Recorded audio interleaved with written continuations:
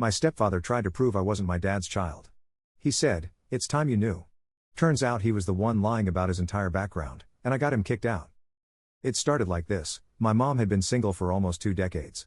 She lost my dad when I was still a toddler, and, for a while, she lived and breathed for me, her only child. My mother, Camille, was a beautiful woman, strong but not exactly warm.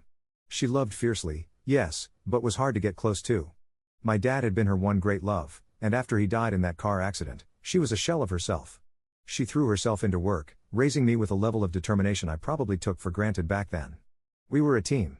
A tight, impenetrable mother-son duo. Then came Horatio. I remember the night my mom told me about him. She'd just come back from some charity event at the country club. She was still glowing, cheeks flushed, her pearl earrings swinging as she talked about this charismatic man she'd met. "Alex," she said with a small, almost girlish smile, "I met someone tonight." I felt my heart sink. It was the first time I'd heard her say those words in all my life.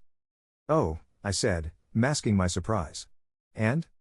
She twisted her earring like she did whenever she was nervous. "His name is Horatio. He's different. Older, like me, with a background in business." We talked for hours. Her voice was soft, like she was letting herself get swept away, maybe for the first time in years. She looked at me as if searching for approval, something I wasn't used to. I could see that look in her eyes, the faint flicker of hope. It scared me, if I'm being honest.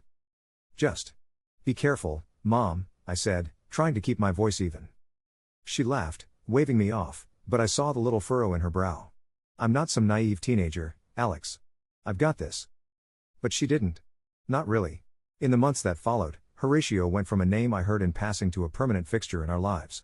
He was always over at our house, sipping coffee at the breakfast bar, giving me these quick, analyzing glances as if he was measuring me up. My mom was so happy, though, it was hard to object.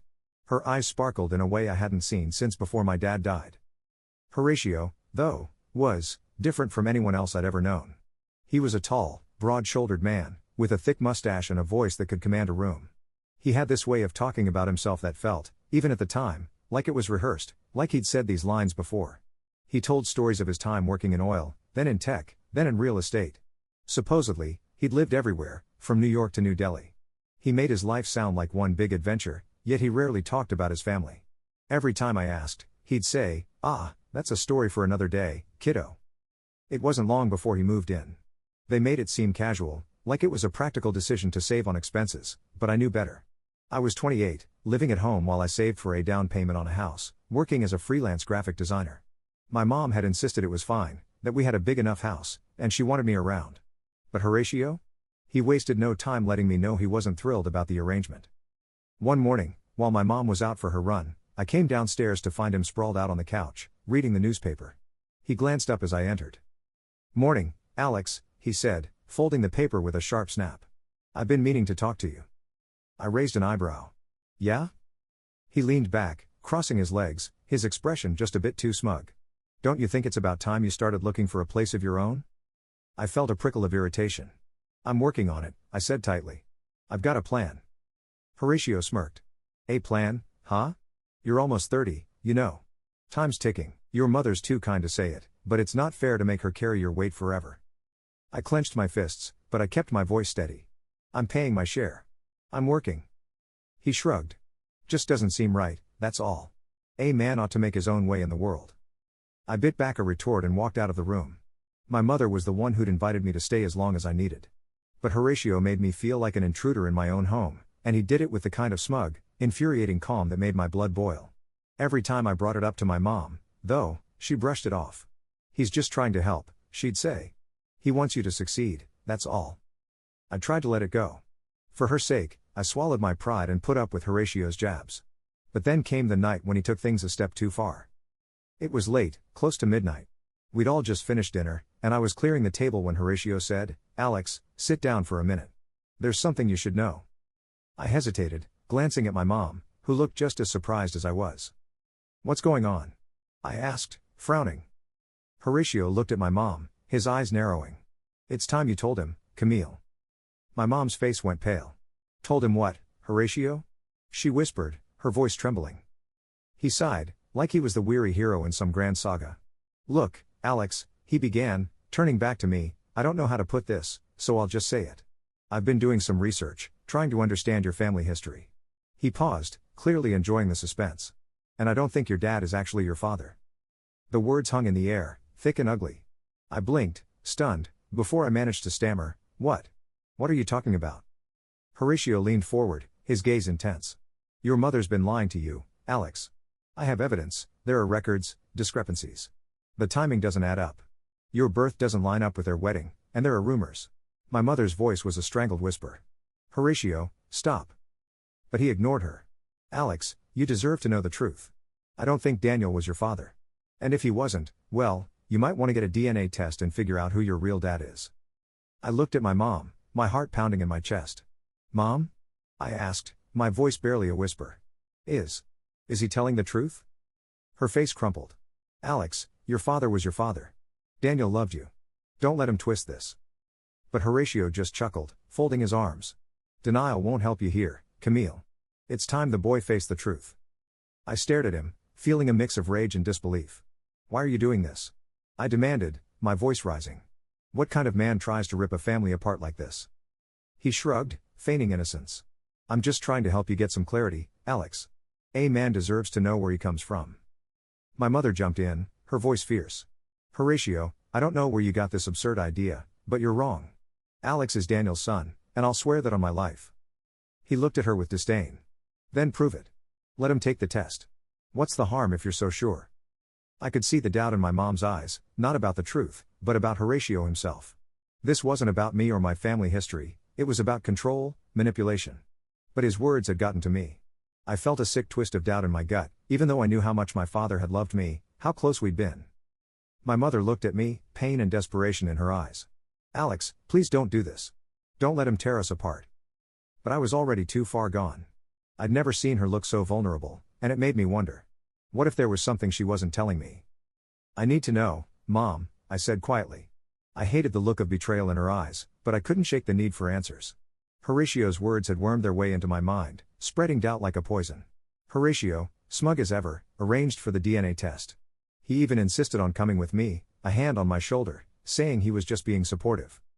The weeks waiting for the DNA results were agonizing. I tried to talk to my mom, but every time I looked at her, I saw the hurt in her eyes. Horatio had made her out to be a liar, a cheat. The woman who raised me, who loved me unconditionally, now seemed small and broken. And Horatio? He walked around the house like he was the new king, making himself at home in every possible way. He even moved some of my dad's old belongings to the garage without asking. One night, after I came home from a long day, I found him in my dad's old office, feet up on the desk, a glass of my dad's prized whiskey in his hand. The sight of it made my blood boil. "Got a problem?" he said with that smug grin. I bit my tongue and left the room, reminding myself that soon enough, I'd have the truth, and everything would make sense. I hoped it would put my mind at ease and put Horatio in his place. The day the results arrived, my mom and I sat together at the kitchen table, Horatio leaning against the wall with a self-satisfied look. I opened the envelope, my hands shaking. My mom reached for my arm, her eyes pleading with me, but I needed to know. I had to know. I pulled out the paper, scanned the words, and felt my heart lift. The results were clear. I was, without a doubt, my father's son. The DNA didn't lie. Relief flooded through me, mixed with a fierce anger I'd been holding back. "See?" My mom's voice cracked as she reached over to touch my hand. "I told you, Alex. Daniel was your father. He loved you. He was your dad." But Horatio didn't even flinch. He just shrugged. "Fine, maybe I was wrong about that," he said, like it was no big deal. "But this doesn't change the fact that you're a burden to your mother.